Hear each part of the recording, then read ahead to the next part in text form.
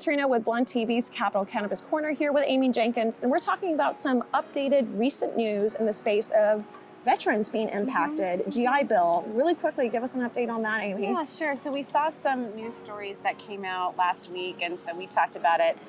Apparently there was a situation in Massachusetts where a veteran who was taking advantage of his GI benefits applied for a home loan through the GI program and was actually denied because he works for a cannabis company. And so what that ultimately did is it prompted about 13 congressional members, 7 of whom are from California, to draft a letter to the U.S. Department of Veterans Affairs, encouraging them to please rethink and clarify their policy. This particular individual is in a legalized state in Massachusetts, and the effort was spearheaded by a congressional member, Catherine Clark. Okay, so it sounds like there's some issues federally until it's fully federally approved. Then don't even talk get about me it. started But, on federally. Right.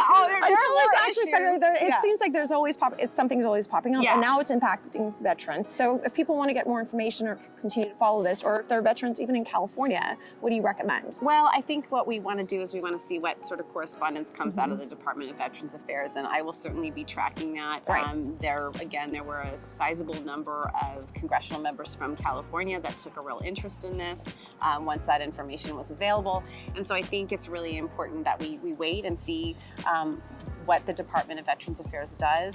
The letter did require that they respond within 30 days. Obviously, we can't necessarily mandate them to that 30-day response time, but we should see a pretty expeditious response, and we can certainly continue to report on any developments in that area. We'll keep following that, and Amy, as she said just now, she'll continue to share with you anything that is new in the space with impacting veterans, and maybe we can even get John Stewart on board at some point if it doesn't end up. Don't get started. I'm gonna leave that up to her. Current news, right? Thanks again for the ads and follows, and make sure you continue to follow this week with all the different segments we're going to be doing about cannabis.